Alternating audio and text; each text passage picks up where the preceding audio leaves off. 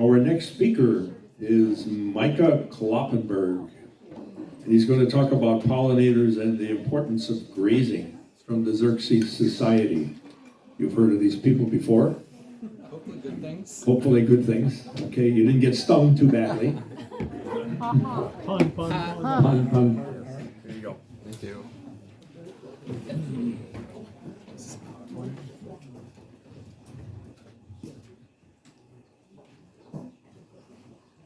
You're on your second one already. Oh, Third okay, one. cool.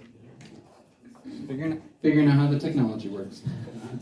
Hi everyone, thank you for hosting me. Excited to be up here in northern Wisconsin with no snow. What a year it's been.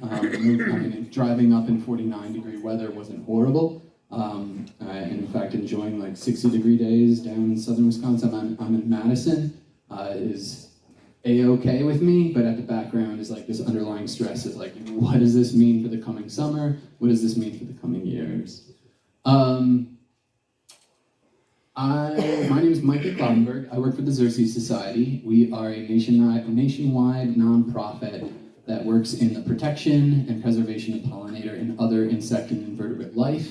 Whether it's in a rural area or in an urban area. And we want to help you create that space for pollinators and other invertebrate life so that they can sustain themselves and we can enjoy them, both their ecological function or farmscape function, or just the intrinsic value that I think pollinators and other insect life has. I gave a similar presentation with Ryan Heinen, who is the farmer who I partnered with to do a lot of the grazing work in planted prairie that I'll be sharing with you today. And so his name is up there because he did all the heavy lifting, and he co-presented with me at Marbleseed when we had a fantastic presentation with what I thought was a wonderful title that I came up with, because I think it informs a lot of what I've heard from grazers in the grazing community.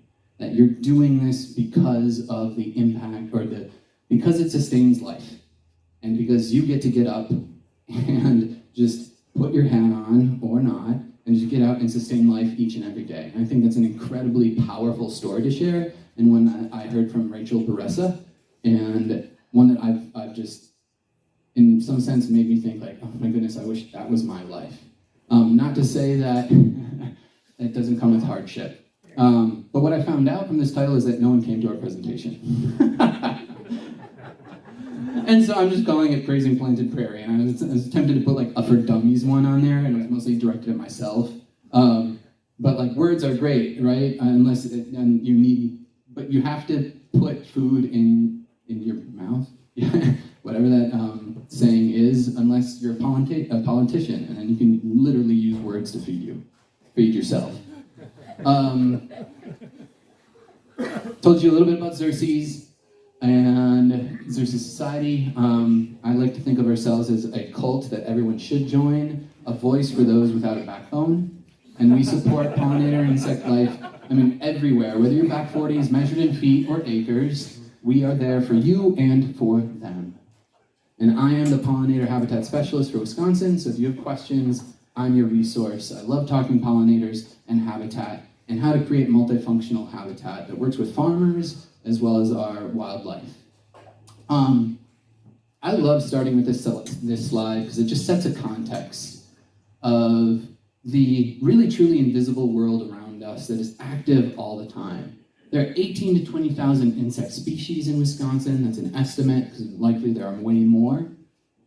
1,400 of them are named species of butterflies and moths.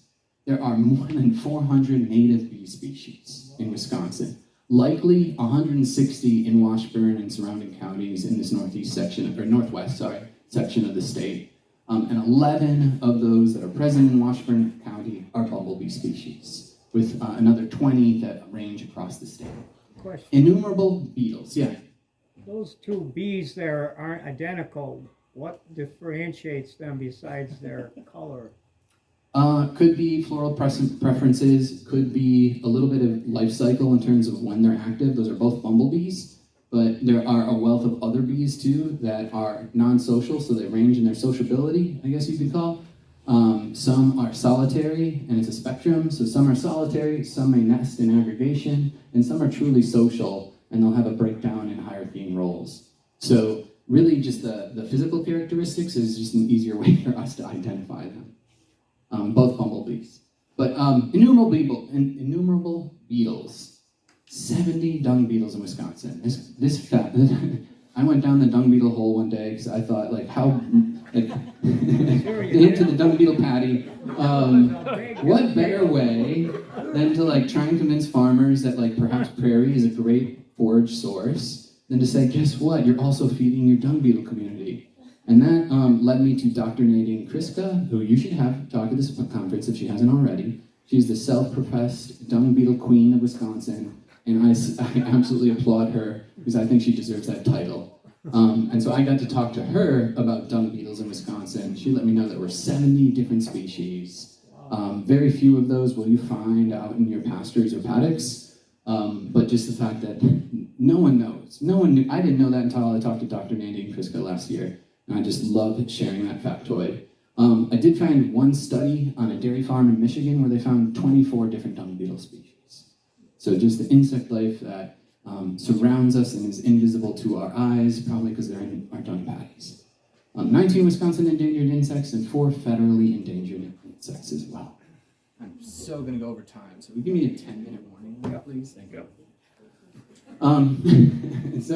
I talked briefly about this, is that, insects are so important for our ecological and farm systems. There are pollinators, there are predators and prey, right? 89% of bird species are insectivorous, at least consume insects as part of their diet, and not to mention all those natural enemies and beneficial insects that manage pest and prey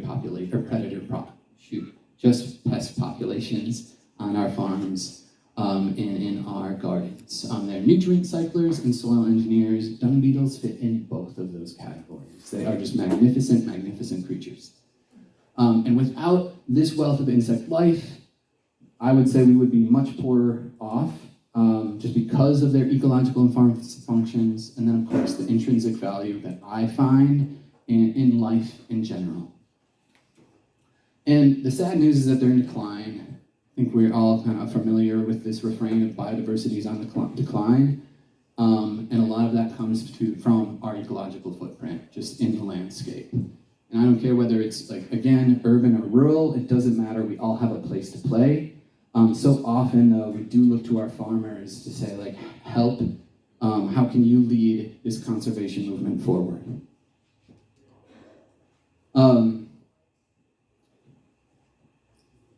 This is a satellite imagery of Washburn County, and it's a great demonstration of our ecological footprint and how much this county and the landscape around us has changed over the last 600 years. And I would argue that that change has just been exacerbated since the 1920s. Fantastic rainbow of coloring. I bet you can tell what the yellow is. The green's absolutely upland woodlands. And there's the key to kind of help guide us in this conversation of the landscape and our ecological footprint. I want you to focus in on the orange, which is hay and pasture, as well as the dark green, which is pine. So pine, when I was looking at historical vegetation, it looked like pine savanna, as well as oak, was a large habitat landscape here in Washburn County, kind of bisecting the county, with the southern extent of that being more maple, basswood, and maybe some hickory and oak scattered in the northern hardwoods, with a bit more north, but then a large component was pine savanna, which would have had a large grass component. That landscape has largely disappeared because of agricultural and forestry practices and change in people too. Indigenous peoples would have stewarded this landscape. We have that same opportunity to steward and make space for those habitats. We just need to look for creative ways and solutions to do so and kind of embrace that side of stewardship. Part of that stewardship, I think, can happen on the 33,000 acres of hay and pasture lands that are here in Washburn County. Because largely, those pasture lands look like this. This is a pasture. just north of here, maybe into the county to the north. And you can see that it is very functionally similar to what I would argue would have been our pine and oak savannas that have kind of made its way through this county. But I lied to you. This is actually a photo of a wildland, not a pasture, in the Namakagon Pine Barrens. So maybe, I don't know, I've never tried this before, maybe you're as experienced grazers, and you're like, that's not a pasture. It is. I mean, it is and isn't. I like this landscape probably hasn't seen grazers since the First Nations peoples were eradicated. This is a remnant pine savanna landscape. But I mean, you would have had elk, you would have had caribou, maybe bison, I hardly think so. But then you also would have seen fire as an herbivore changing and forming this landscape. And that kind of underlies my excitement around grazing, because I think it's returning to a similar natural community that I'm excited about, or including a disturbance that has been here, has been present, and that in many cases in the conservation world, we've removed from the landscape. That stewardship of people and grazers together in our savannas and prairie systems. But our pastures, this is in eastern Wisconsin. I do not have a picture of a pasture in northern Wisconsin, so maybe you all can help me out with that by the time I leave today. Our pastures look like this, a fantastic array, and as I mentioned earlier, structurally similar to the savannas and prairies that once were abundant in this landscape. Provide a wealth of habitat, and our pastures do. They provide a wealth of habitat to bird life, some insect species, and some other wildlife as well. However, they're simply incomparable to our prairie systems in many different ways, and we'll explore that through this presentation, but explore in ways in which they intersect. So this is a prairie, and one of the key pieces that invertebrate, insect, and pollinator life require is food. And for our pollinators, that really means flowers, for pollen and nectar. They also require host plants. In case of nearly all, or entirely all of our moth and butterfly species require host plants to complete part of their life cycle, the larval stage. In this case, a caterpillar on woolly milkweed, a monarch caterpillar. They also require nesting locations. Above ground stem nesters or other cavities, that's 1/3 of our native bee species. The remaining 2/3 nest below ground. And there have been some studies that have looked at impact of grazing on below ground nesters and found that they in fact do support below ground nesting. I think the jury's out in terms of above ground nesting and stem nesters. So returning to the, focus of the presentation today, which is just my enthusiasm. I like to call myself an armchair grazing enthusiast, because I like to talk about it, but do none of the actual work. And so it was so exciting to find Ryan Heinen, who was also an enthusiast, but also was a grazer and did all of the work. And we partnered together to just look into, can prairies, as a fantastic source of habitat, also be a fantastic source of forage for our cattle? And we, at least now, we'll say maybe. And I say that maybe because I preface it on 4 key components of what I think a successful agricultural system looks like. One, that it's healthy, or in this case, a grazing system. One, that it's healthy for our cows, healthy for our plants and a diversity of plant species, healthy for pollinators and other wildlife, and healthy, first and foremost, I would say, for people, for our farmers, our farming communities, and our farmers and farming communities. And if in our grazing system, one of these key components isn't met, I wouldn't say it's a failure, I would say it's an opportunity for improvement. And this is the reason that Ryan and I and others are excited about incorporating planted prairie into grazing systems. I wish Ryan was here today, as he would share with you all that he learned about grazing in Dakotas. He worked on Nature Conservancy property, in fact, this one right here, and he told me that that barn and farmstead up there is where he lived, I think maybe for 1 year, if not more. And so that's where he really took to heart how grazing and prairie and habitat can all come together. And he decided to bring it back here to Wisconsin by way of Minnesota and incorporate it into his farm in Waukesha, so just west of Milwaukee. This is his farm. At least one small component. It's a much larger acreage of about 400 acres, and he's just makes up just the animal husbandry component. They have an organic CSA and market farm. They have a vineyard and much larger acreage. So it's kind of a collective of different individuals and farm managers working together. He lives down here with his family in the farmhouse, and this is his prairie acreage. Right here, it's about 11 acres of prairie, and it is part of a much more larger collective of a little more than 200 acres of tame pasture, so cool season grasses. He grazes 80 dairy cows and 15 grass-fed beef as of now across that acreage. Each year, as part of his management plan, he burns in the spring, which I've been trying to convince him that that's great, but then also vary it, burn in the fall if possible. But each year he incorporates a paddock, and that's what this blue square represents, to defer. So he doesn't graze at all. And he's planning to he tilled up, moldboard plowed this section here, which is old alfalfa hay, and he's gonna put another 10 acres of prairie into that section. So across the farm, across all his pasture lands, roughly 20 acres will be prairie. Of the 200, the remaining being the cool season pasture, which I'm excited about, because there's always this question that if you are incorporating prairie into your grazing system, what percent can you get away with? And I'd say that's farm dependent, but Ryan is looking at 10% right now. And of course, it's grazing dependent. I've learned a lot from Graziers, and I have a lot more to learn in terms of, are you land limited, and many other considerations as you decide whether or not you can include planted prairie into your grazing system.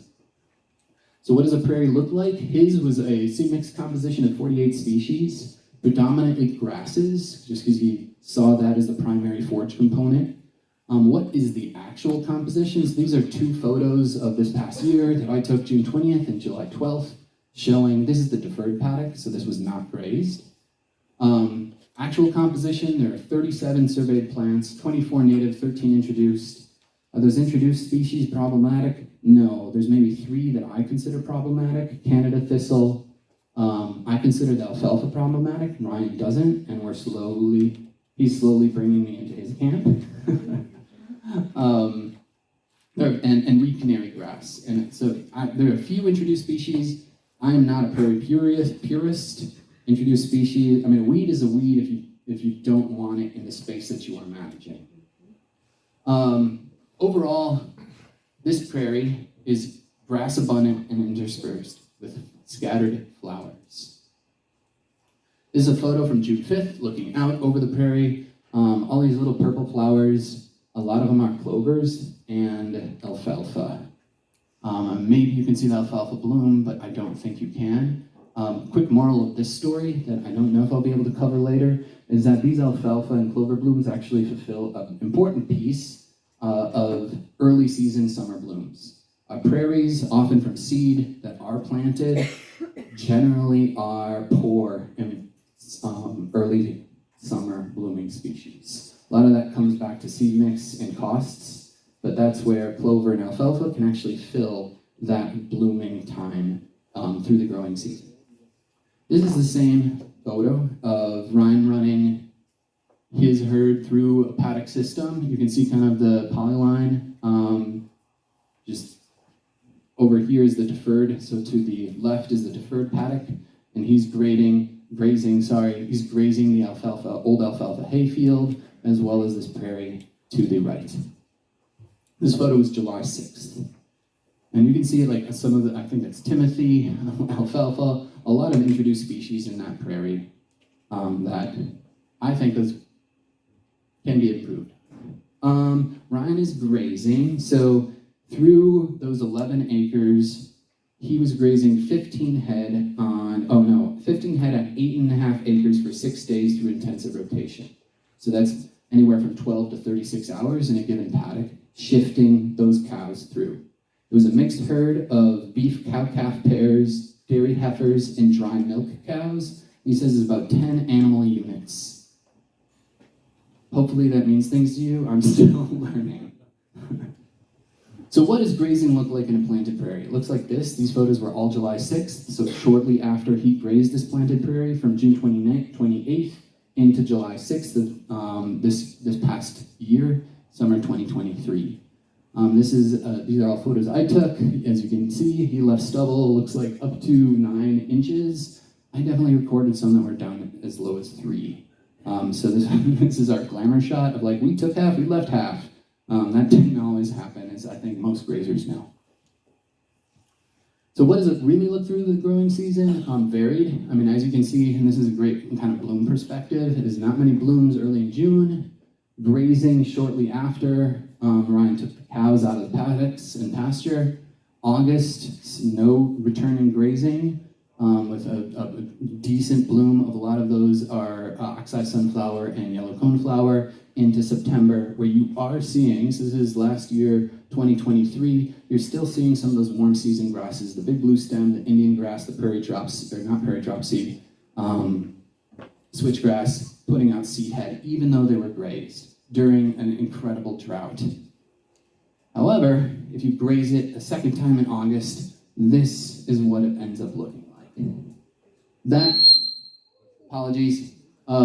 to me, is from a prairie eye, that gives me some caution. But we'll see, and we're excited to be doing this research. Am I at 10? No, just go that way. Okay, cool. I'll switch sides, I don't have to deal with that. Yeah, there you go. So that's in September. A better way, so this was taken in 2022. So he's been grazing this planted prairie for, I think now 2 years. And this really shows the composition, the regeneration from the managed grazing that he's doing. See the cows in the far back pasture up on the cool season grasses that make up that hillside. This blue square was deferred. He did not graze that. You can see it's ranked with tall Indian and big blue grasses. This photo was September 6th. The orange, he grazed it once, and he last year, so 2022, not last year, he grazed it the second week of July. That was admittedly too late, and so that's why he went for June 28th of this year as beginning his grazing. This side was grazed twice, with about a 60-day rest period. This side was grazed once, again in that second week of July. So you can really see the compositional differences. So composition's okay, but we're happy to also share with you some forage quality information that Ryan collected this past summer during the drought season. I should have said, at the presentation, that Ryan's work is funded by the North Central SARE, Sustainable Agriculture Research Enthusiasts. I forgot what the E was. It's a farmer rancher grant. It was fantastic. So that is the motivation behind his and I's collaboration and partnership and our work together, and paid for the warm season grass forage quality analysis that he collected, as you can see, from the beginning of June into mid-July. And he did it both by near infrared as well as wet chemistry, because he wanted to see if there was a difference between the two. And indeed, he did find that there was a difference in wet chemistry and near infrared. And Ryan, for his reasons, decided that he liked the wet chemistry more so. He thought it was more accurate to the actual forage composition of the warm season grasses than the near infrared.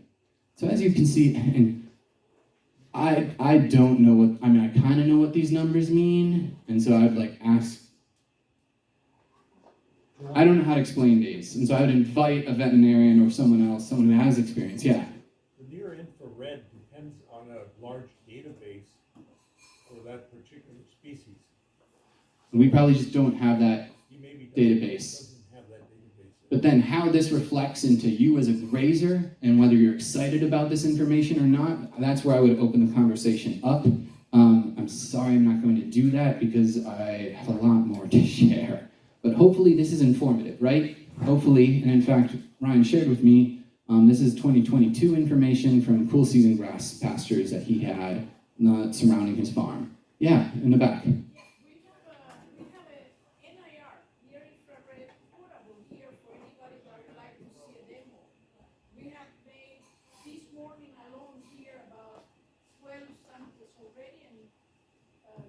went and collected some samples. So anybody that would like to, check it out, we have it right here. So there's a near-infrared sensor in the back, if you would like to explore further. So anyways, the CSG is just cool season grasses from Ryan's surrounding pastures, not from the prairie pasture, as just a simple comparison.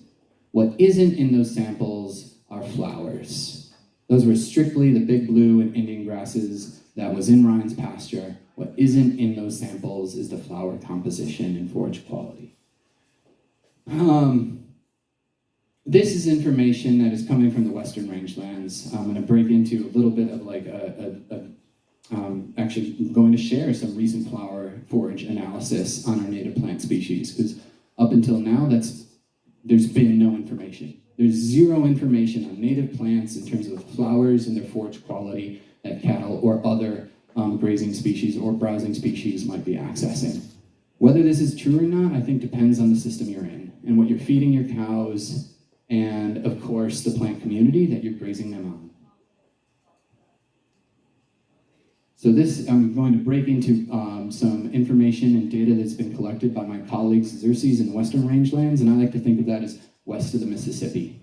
In my experience, and I don't have a lot west of the Mississippi, in fact, zero experience with pollinators and plant communities, but a lot east of the Mississippi, and I do think there are some major differences, maybe not necessarily in the plant communities, which there are, but in terms of how we're grazing and what we are considering, and considerations that go into grazing. The fact that maybe on average, I showed kind of the average farm size for a grazing, for a farmer here in Wisconsin with my Western Rangelands. I said, it's like 400 maybe acres, probably less than that. And their experiences with like on the thousands of acres. So we're operating on a different system, different level. So this, I'm gonna quickly move through what was measured into this slide. And I'm going to really ask you to focus in on two things. One is the overall pattern, comparing the forage quality of these native flowers that you absolutely can find in a prairie system. And I've highlighted those that I would expect to find in a CRP planting or other prairie here in Wisconsin, and just showing their percent crude protein measurement as a function of the minimum requirements for a 1,200 pound lactating cow. And then the coloration scheme is from grass hay, so the percent crude protein of grass hay, which would be the yellow, a legume hay, which is our green, and a gray bar, which is low crude protein. And just an indication that if you're going to graze anything, don't graze Missouri milk vetch, which is up to the top. Suffice to say, though, that our native plants, if cows are eating them, and they are, I can assure that, I can assure you of that there is a forage quality there when it comes to crude protein. And just kind of also demonstrating that crude protein levels like we find in our grasses. This is just a comparison of little blue stem, which is native, needle and thread. I'm not sure what grass that is, but it is native in the Western Rangelands. But suffice to say that as crude protein varies across the season, in terms of the growth stage, with a lot of our grasses, so too with our flowers. What is really awesome and interesting is that TDN, total digestible nutrients, was actually really good for these native plant species if cows are grazing them. And of course, like all of this is suffice to say that A, the plants have to be there, B, the cows have to graze them, and then C, are these plants in your prairie pasture in sufficient quantities to meet the nutrient needs of your cattle. I mean, this is research that I think is just getting us a foot forward that says, yes, guess what? Prairie pasture has a lot of forage potential. There's also limitations in terms of grazing management, namely the 60-plus rest period. I think we also have to ask the cows what they prefer and what the palatability of these plants are, and we've got an inventory here, but we don't know what the cows prefer. Absolutely. I would absolutely agree. If you notice, like, this is wild bergamot. I've never seen a cow eat wild bergamot. If it's given the opportunity, right? If it's like, if you force it to eat it, maybe it will. But if it's given the preference, will it eat these species? the milkweeds, the sunflowers, rosinweed I've seen, the prairie clover, which is a legume, compass plant, yes, pale purple coneflower, yes, purple prairie clover, dotted blazing star, I'm not so sure. So given the preference, and that's some information that we just don't have here in Wisconsin, in Western rangelands, they'll tell us what the palatability is in terms of cow preference, and actually USDA database, plants database, has that information. But then you show that same information to a farmer and they'll say cows hate that, and yet the USDA database says it's absolutely like high palatability preference, or vice versa. And so for Wisconsin, I'd say like this is my enthusiasm as I would just love to be working with more farmers and grazers to understand which of these plants cows prefer and will be excited about. And then also with that, right, there's a wealth of questions to explore. Is like how often, what grazing management can you do to ensure you're not grazing these plants out? Like lead plant is on here. Lead plant is incredibly difficult to get established into a planted prairie, and I guarantee you will disappear with intensive grazing.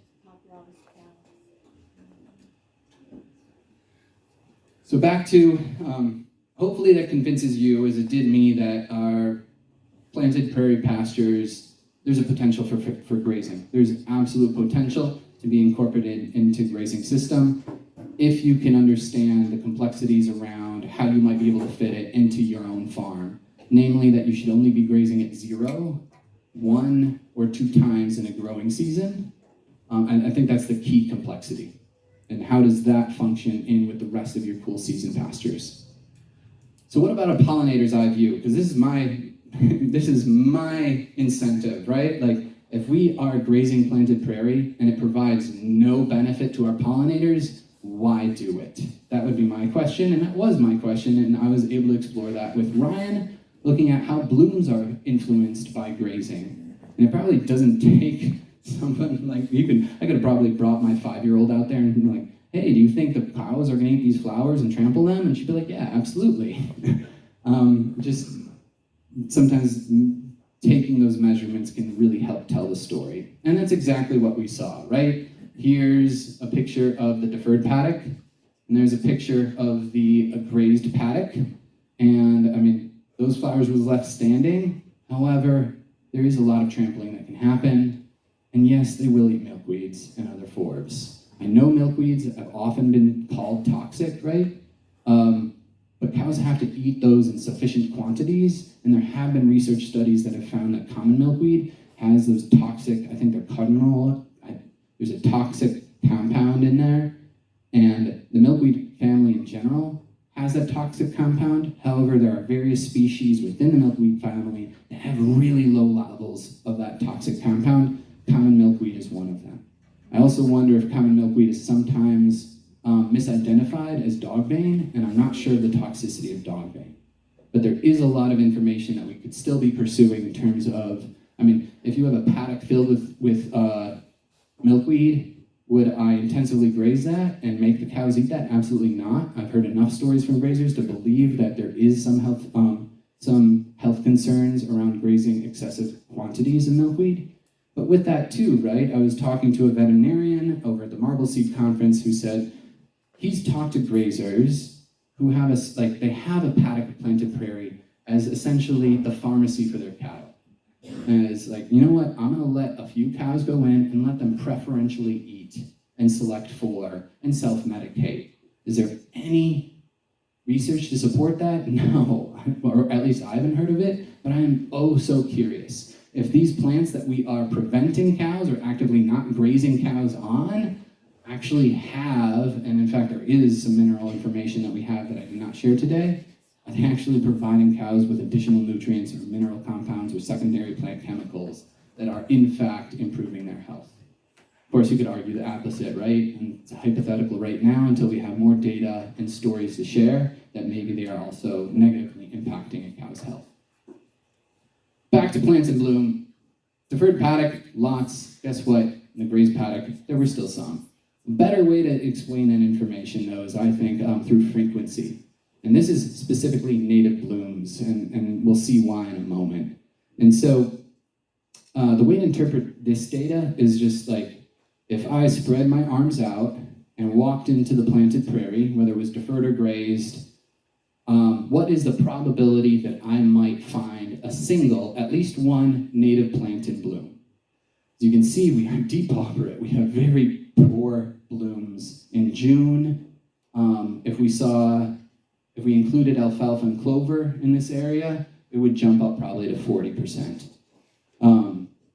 As we move into July, though, in the deferred paddock where it was not grazed, every step there's at least like a 3 and 4, 75% chance that I might find at least one, if not more, native blooms.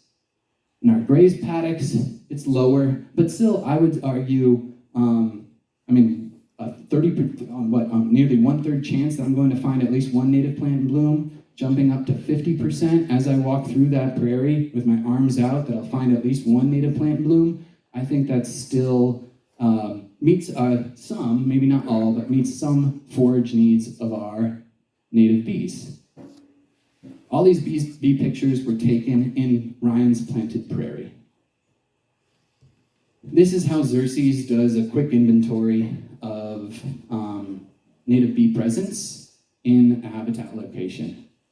And so this is what we shove, because down in Waukesha, there's about 220 native bee species. I cannot identify those. I can maybe identify genus. And so what we do is we shove those 220 native bee species into a couple functional groupings here by just like what their physical characteristics are. Hairy belly, this is leafcutter bees actually, all have a hairy underside where they collect their pollen. Sweat bees, there's a number of different ones. Bumblebees, again, 11 species up here in Washburn. Tiny dark bees, medium dark bees. We saw every functional grouping in Ryan's planted prairie, including the honeybee, which is a species that is not a conservation concern. I'm going to repeat that. Honeybees are not a conservation concern. I love honey. Well-managed honeybee hives can sustain themselves and not negatively impact the world around us. They are not a conservation need if they are well-managed by the farmer who's managing them. When you see problems, it's because we're mismanaging those honeybees. So back to the importance of native plants and why I like this kind of goes back to the original slide of just like tracking vegetation change and the fact that our prairie plant communities are the critical habitat that our native bees need, is because we can look at bloom preferences, and this is what we did in Ryan's planted prairie. So how often are native bees visiting, let's say, yellow coneflower or frost aster, 2 native plants that we found in this prairie, versus the clover and the alfalfa?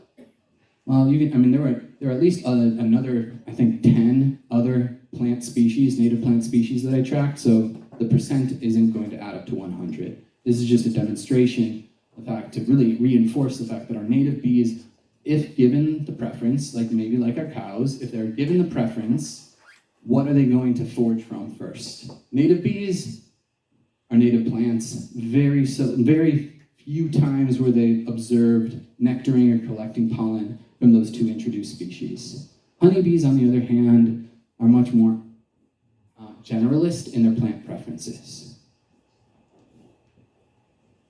If we took all of the data that we collected and just tracked whether it was a native plant or an introduced plant, we'd find that our native bees are visiting in much higher frequency native plants. Very few visits are made to introduced species.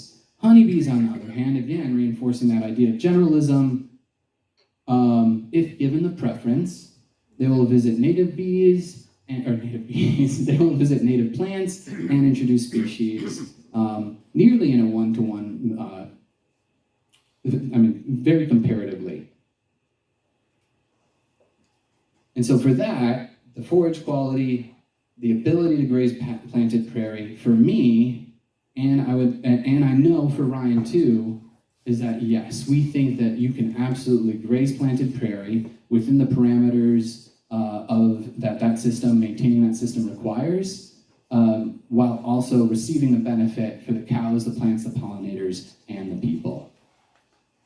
Now, whether it works for your farm system, and obviously there's so many more points to explore, including, I mean, the only thing Ryan was doing was intensively grazing over a small period of time in a section of his paddocks. There's so many other grazing management that you could explore with planted prairie to both benefit your cows or lean into that conservation. So I see this as a spectrum, is how much are you reliant on production and how much can you lean into this in terms of conservation potential, which is probably a presentation for another day. Project collaborators, so this is all the individuals and participants who collected all of that for the flower forage quality information. Xerces is supported by members as well as other large donors, and if you enjoyed the presentation that I had and the work that we do, I encourage you to become a supporting member. And otherwise, thank you, and I'd be excited to take questions now, after this presentation, or into the future.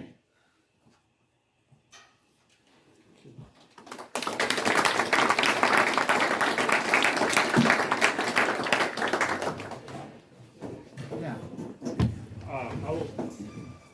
Someone's going to ease into this, or just really just want to have better insect populations. How large of a prairie would one need? Let's say we're not going to really plan on grazing it. Maybe we'll do it occasionally, but half an acre, quarter acre. Whatever you've got. Whatever size you've got. You don't have a study that says once you get to a certain amount, you'll have better populations of all the bee species, something like that? Not yet. Just larger is better. Yeah. You're going to be able to, some of our native bees can only fly about 100 meters between their nesting location and their forage availability. We have studies that say, obviously if there's higher quality, so that's one thing, is you need to have, I would emphasize quality of your prairie over abundance in terms of the acreage.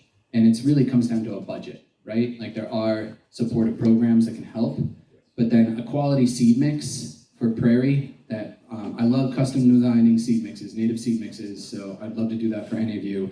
It starts for me at $450 per acre. That's a significant investment, I understand that, but that would be the quality.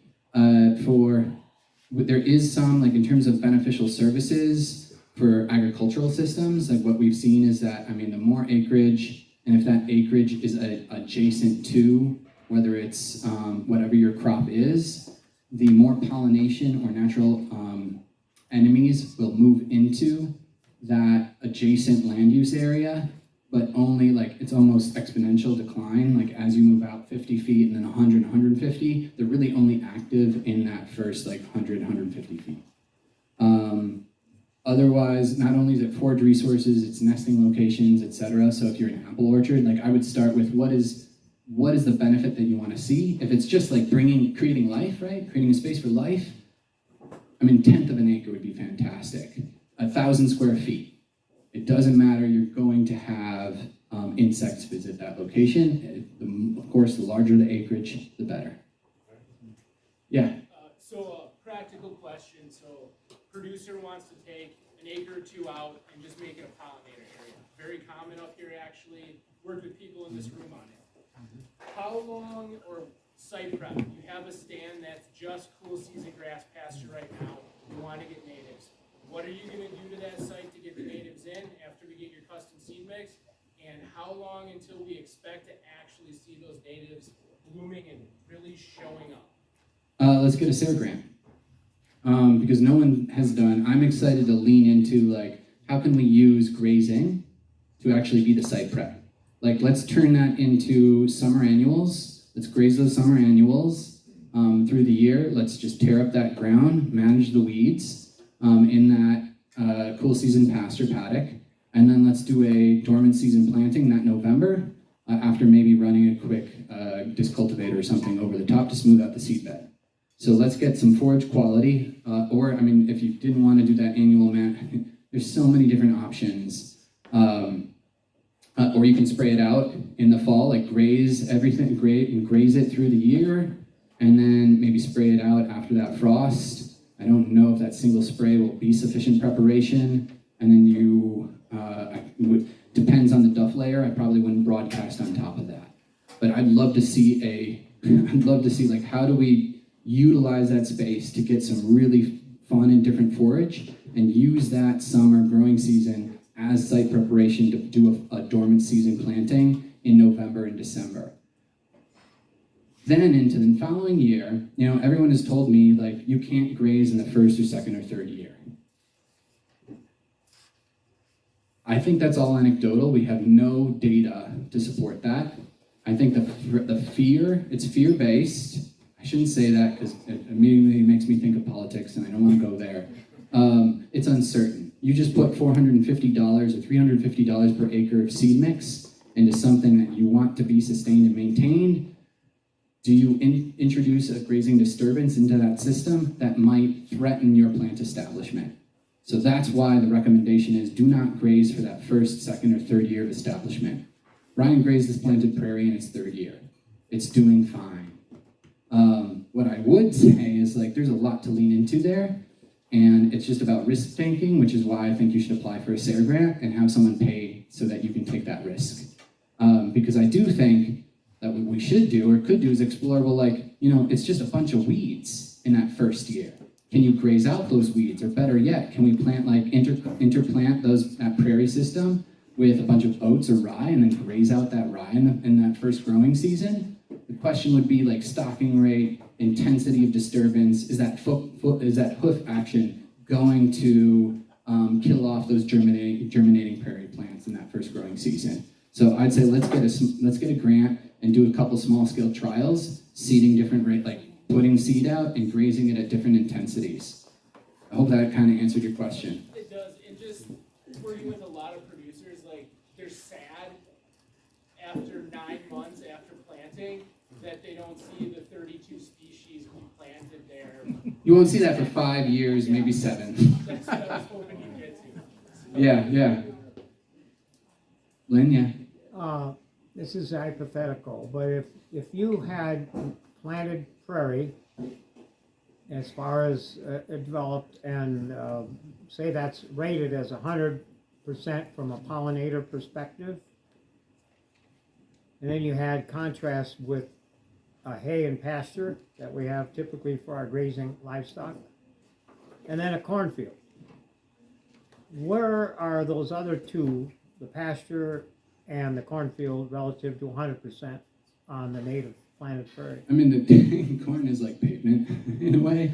It's like pavement? Yeah, in terms of its habitat value. They don't use any pollen or anything? You might, like, I've heard of some bees going in and foraging from corn, but I think it's more about, like, it's not a preference thing. It's like, this is all I have to feed off of. Okay.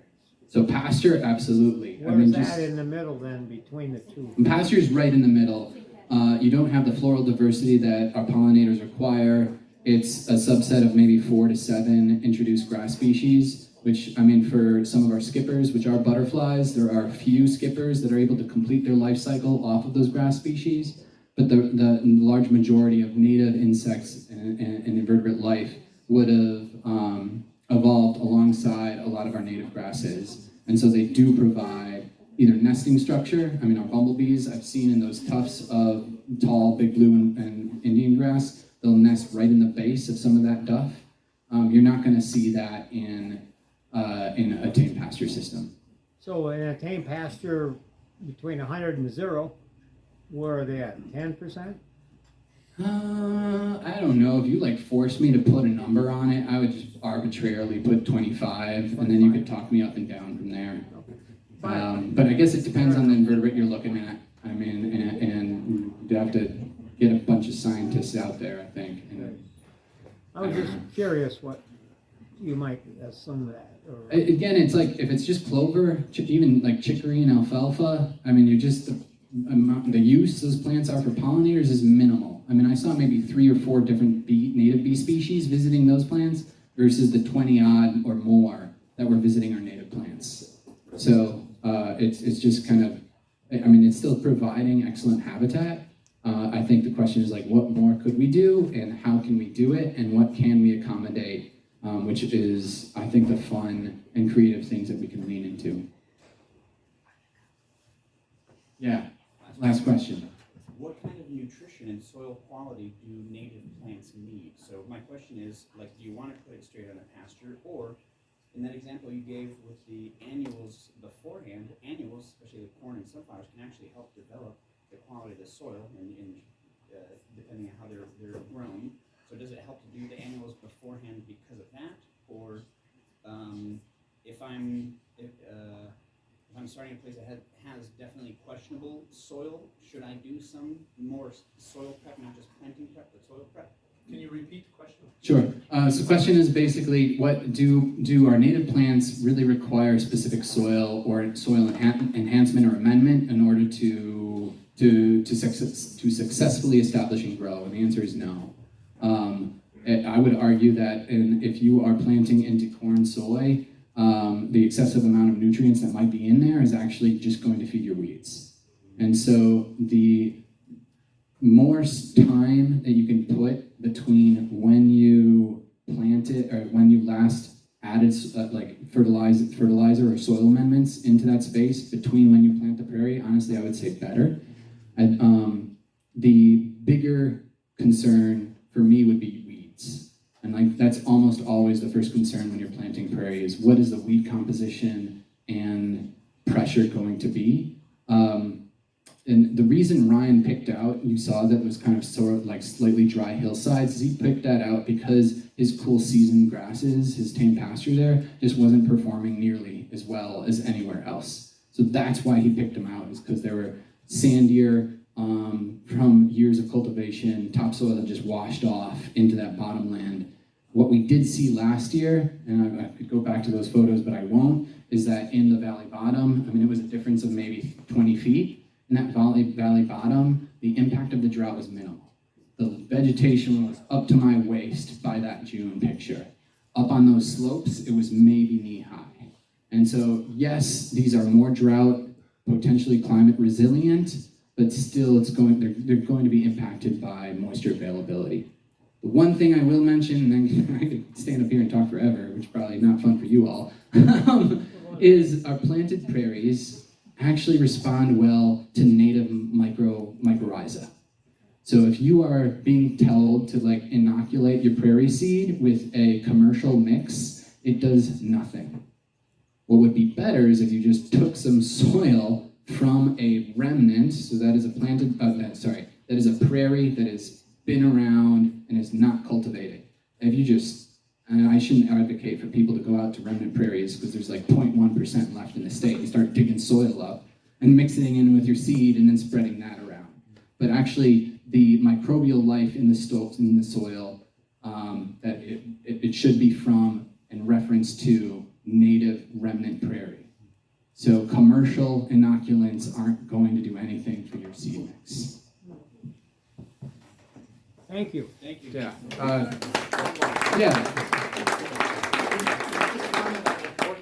Road ditches not being mowed. Huh? Yeah, road ditches don't mow them. There's no reason to. And take that up with your highway department. Maybe, I don't know if it's deer related or you can't see, but there's really no reason to, there's no reason to mow. End of story. Whether you're in an urban area and I mow, I am equally, I've drank the Kool-Aid that your lawn looks really good when it's mowed to 6 inches or whatever it is. But there's no reason to mow anything. Well, that's not true, but strictly road ditches and lawns. Thank you. Thank you. Thank you very much. This was awesome. We have a 20-minute break. It might be 15. Might be 15.